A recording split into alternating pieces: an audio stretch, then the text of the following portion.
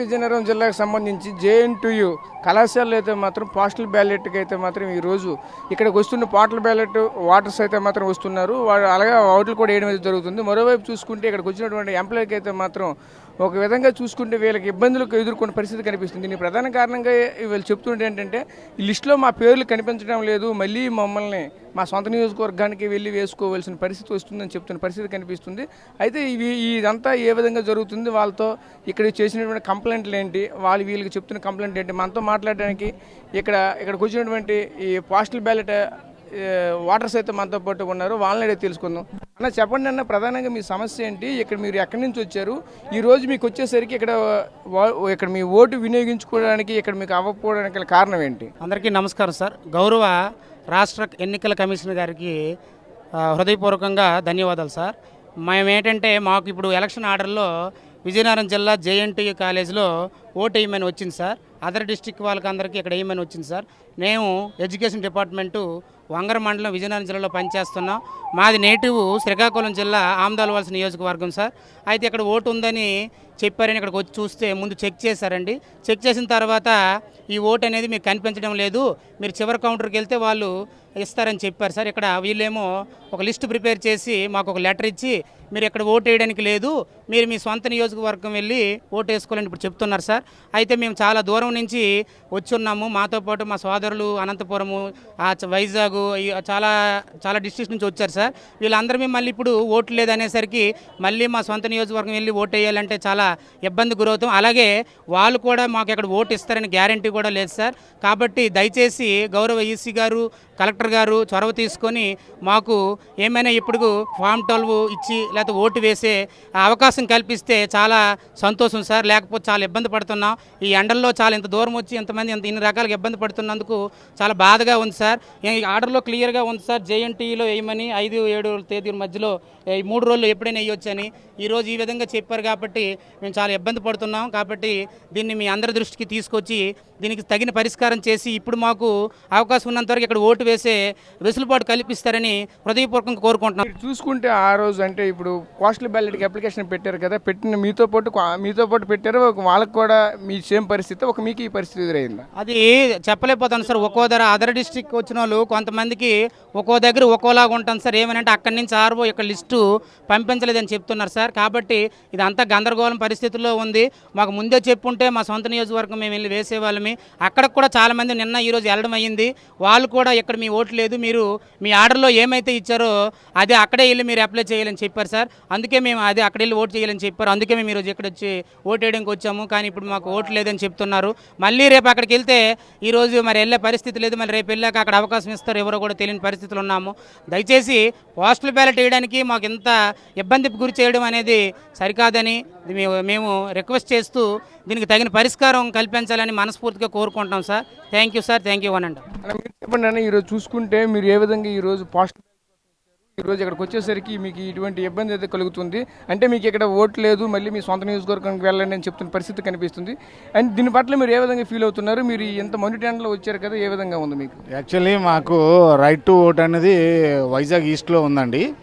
కానీ ఈ జిల్లాలో వర్క్ చేస్తున్నాం కాబట్టి ఇక్కడికి జేఎన్టీయూకి వచ్చి ఓటు వేయమని ముందే మాకు ఎపిక్ కార్డు, బ్యాలెట్ ఆర్డర్ అన్నీ ఇచ్చారు. తీరా ఇక్కడికి వచ్చిన తర్వాత లిస్టులో మీ పేరు లేదంటున్నారు. లిస్టులో మా పేరు లేదంటే దీనికి మళ్ళీ పరిష్కారం ఏంటంటే మళ్ళీ మీరు ఇక్కడ రిజిస్టర్ చేయించుకోవాలంటున్నారు. వీళ్ళు రిజిస్టర్ చేస్తూ వీళ్ళు ఏం చేస్తున్నారంటే సింపుల్గా మా పేరు రాసి ఒక లెటర్ ఇస్తున్నారు. ఆ లెటర్ తీసుకొని మళ్ళీ మీ పేరెంటల్ కాన్స్టిట్యున్సీకి వెళ్ళాలి, అక్కడికి వెళ్ళి ఓటు వేసుకోవాలన్నారు. అసలు వీళ్ళు ఇచ్చే పేపరు వాళ్ళు అక్కడ యాక్సెప్ట్ చేస్తారో చేయరో తెలియదు. ఇది పోస్టల్ మాకేంటంటే ఎలక్షన్ డ్యూటీ లోపే ఇదంతా ఈ తతంగం అంతా కంప్లీట్ చేయాలి. సరే అక్కడ డ్యూటీకే వెళ్తామా లేదా వీళ్ళ చుట్టే వైజాగ్ నుంచి జేఎన్టీకి, జేఎన్టీ విజయనగరం నుంచి వైజాగ్కి ఇట్లా మధ్యలో తిరుగుతామా అనేది ఇప్పటికీ బాగా చదువుకున్న వాళ్ళకి ఇంత గందరగోళం చేస్తే మామూలు సామాన్య ఓటు వాళ్ళు ఇంకా రాబోయే రోజుల్లో ఇంకెన్ని ముప్పు తిప్పలు పెడతారనేది మాకెందుకు చాలా అసహనంగా ఉంది. చూస్తే మండుటెండ, ఇక్కడికి వస్తే ఆన్సర్ చెప్పేవాళ్ళు సరిగ్గా రెస్పాండ్ అవ్వట్లేదు. ఏం చేస్తున్నారో ఎలా చేస్తున్నారో ఎవరెవరికి తెలియదు. అసలు టేబుల్ టు టేబుల్ సమన్వయమే లేదు. ఇది అయితే మాత్రం చాలా ఇబ్బందికరంగానే ఉందండి. సరే అన్న, మీరు చెప్పండి అండి, మీరు ఎక్కడి నుంచి వచ్చారు? ఈరోజు చూసుకుంటే మీకు ఏ విధంగా ఇక్కడ వెసులుబాటు కల్పిస్తున్న పరిస్థితి కనిపిస్తుంది? మాది హెచ్చర్ల నియోజకవర్గం అండి. మేము వర్కింగ్ విజయనగరం జిల్లా వంగర మండలంలో పనిచేస్తున్నాం. అయితే మాకు పోస్టల్ బ్యాలెట్ అప్లై మే 22 బిఫోర్ మేము పోస్టల్ బ్యాలెట్కి అప్లై చేయడం జరిగింది. అయితే నిన్న వచ్చిన మెసేజ్ల ప్రాప్తికి ఓన్ నియోజకవర్గంలో ఓటు వేసుకోవచ్చు అని అనడంతో మేము హెచ్చర్ల నియోజకవర్గం వెళ్ళడం జరిగింది. బట్ అక్కడ ఆల్రెడీ మీకు పోస్టల్ బ్యాలెట్ అలాట్ అయిపోయింది, అది మీకు జేఎన్టీయూ కాలేజీకి ట్రాన్స్ఫర్ చేయడం జరిగింది, మీరు అక్కడ వెళ్ళి వినియోగించుకోవాలన్నారు. అందుకని ఈరోజు ఇక్కడికి వచ్చాము. ఇక్కడికి వచ్చాక ఎక్సెల్ సీట్లో మీ పేరు లేదు కనుక ఈరోజు మేము ఇక్కడ ఒక లెటర్ ఇస్తాం, ఇది పట్టుకొని వెళ్ళి మళ్ళీ హెచ్ఆర్లో మీరు ఓటు క్యాష్ చేసుకోవాలని చెప్తున్నారు. మరి ఈ ఒక్క ఓటు కోసం ఇప్పటికి 3 సార్లు నిన్న హెచ్ఆర్లో వెళ్ళడం జరిగింది, ఈరోజు ఇక్కడికి రావడం జరిగింది. మళ్ళీ రేపు ఎండతో హెచ్ఆర్లో వెళ్ళవలసిన పరిస్థితి. తీరా వెళ్ళాక అక్కడ మళ్ళీ అవకాశం కల్పిస్తారా లేదా అనేటువంటిది సందిగ్ధం. కాబట్టి ఈ తాలూకా డిస్టర్బెన్స్ అనేది లేకుండా దయచేసి కలెక్టర్ గారు, ఆర్ఓ గారు అందరూ కూడా తగిన చర్యలు తీసుకోవాల్సిందిగా కోరుచున్నాం. తదుపరి మేము ఎలాగో ఇబ్బందులు పడ్డాం నిన్న ఈరోజు, కానీ రేపు వచ్చేవరకైనా ఎక్కడ వెళ్ళినా కూడా ఓటు కల్పించే విధంగా చర్యలు తీసుకోవాల్సిందిగా కోరుచున్నాం. ఇది పరిస్థితి. అయితే ప్రధానంగా చూసుకుంటే జేఎన్టీయూ విజయనగరం జేఎన్టీయూ కాలేజీలో ఏర్పాటు చేసినటువంటి ఈ ఓన్లీ పోస్టల్ బ్యాలెట్ అభ్యర్థులకైతే మాత్రం ఈరోజు చూసుకుంటే వీళ్ళు ఇబ్బందులు ఏ విధంగా పడుతున్నారో చెప్తున్న పరిస్థితి కనిపిస్తుంది. మనం చూడొచ్చు ఎక్కడైతే మాత్రం వీళ్ళకి ఎక్సెల్ సీట్లో వీళ్ళకి పేర్లు లేకపోవడంతో వీళ్ళకి మళ్ళీ కొత్తగా ఒక అప్లికేషన్ ఫామ్ ఫుల్ చేసి మళ్ళీ అది ఫుల్ చేసిన తర్వాత అక్కడ నుంచి మళ్ళీ రేపు కానీ ఎల్లుండి అంటే ఈ 2 రోజుల్లో మళ్ళీ మీకు ఓటు వస్తుంది, ఆ రోజు మళ్ళీ రండి అని చెప్తున్న పరిస్థితి కనిపిస్తుంది. అంతేకాకుండా ఇక్కడ పలు జిల్లాల నుంచి అయితే చాలా దూరం నుంచి వచ్చి ఇక్కడ స్థిరపడినటువంటి ఎంప్లాయీస్ ఉన్నారు. వాళ్ళకైతే మాత్రం వాళ్ళ సొంత నియోజకవర్గాలకు వెళ్ళమని చెప్తున్న పరిస్థితి కనిపిస్తుంది.